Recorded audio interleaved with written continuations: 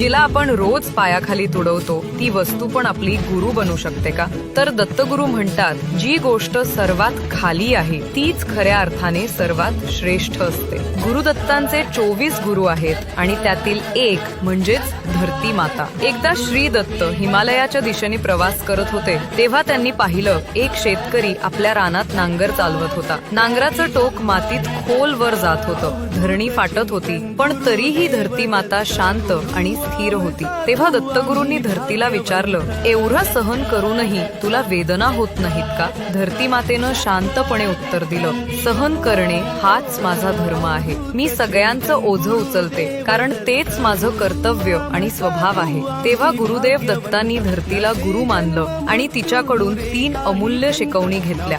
धैर्य, आयुष्यात कितीही वेदना आल्या तरी न डगमगता स्थिर राहावं. क्षमाशीलता, ज्यांनी आपल्याला दुःख दिलं त्यांनाही माफ करून पुढे जात राहावं. निस्वार्थ सेवा, कोणतीही अपेक्षा न ठेवता प्रत्येकाची मदत करत राहावं. म्हणूनच म्हणतात, धरती ही केवळ माता नाही तर श्री दत्तांची प्रथम गुरु आहे. श्री गुरुदेव दत्त. Download ShareChat.